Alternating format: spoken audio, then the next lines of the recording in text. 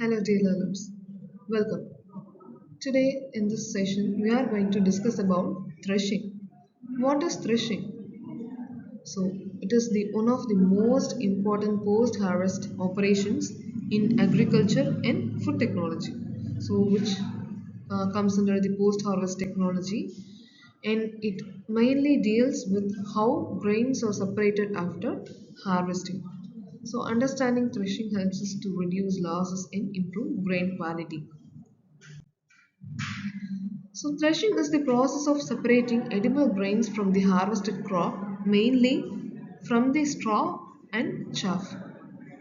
So it is carried out immediately after harvesting, making it the first post-harvest operation.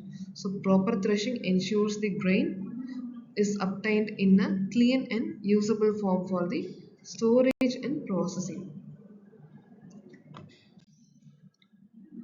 Here we see the formal definition of threshing. So it involves the separation of grains from earheads or pods, which is nothing but the straw and chaff, stalks. Okay, so this step is very crucial because improper threshing can lead to grain damage, losses, and poor storage quality. So threshing uh, directly affects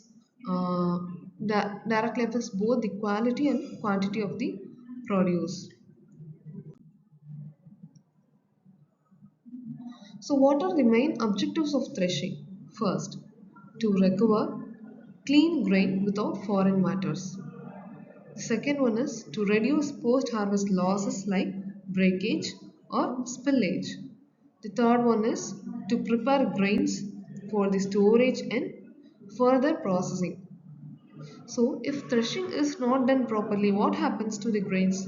It becomes unsuitable for long term storage. Okay, now in the first objective, we see recovering clean grain without foreign matters. So, what are all the foreign matters?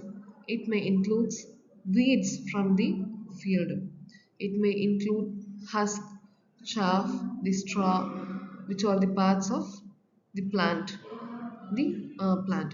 So, from all those things, the grain must be taken separately out of that, which is made edible for the consumption. So, it is important to understand the difference between the maturity and ripeness before threshing. So, what is maturity and what is ripeness? Maturity refers to the stage when the grain has fully developed. So, ripeness indicates the readiness for harvesting. Okay. So, threshing at the correct maturity stage ensures maximum yield and better grain quality.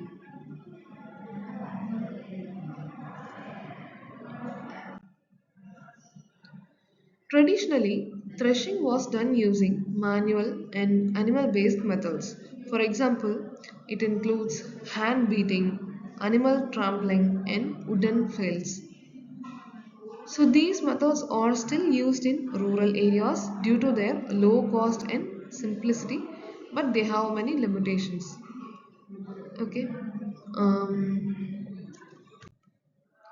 The traditional threshing methods are simple and low cost, which is their major advantage.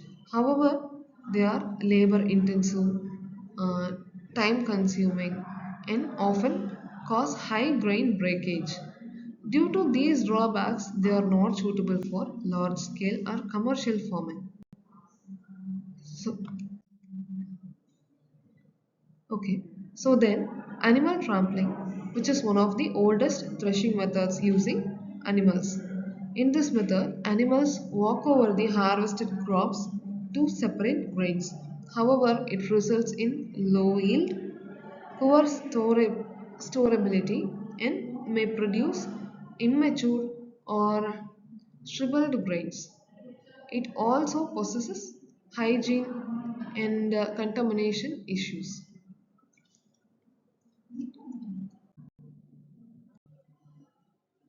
So, mechanical threshing is required to overcome the limitations of traditional methods. It provides higher output, uniform threshing, and reduces reduced losses. Mechanical threshers are widely used in modern agriculture due to their speed, efficiency, and also the consistency. So, let us recall what are all we have discussed in this session. So, it connects the definition, adjectives, methods, problems, and need for the mechanization. So, mind maps helps us quickly revise and understand all the concepts of threshing, traditional methods, and modern methods, and the need for modern mechanization. Thank you.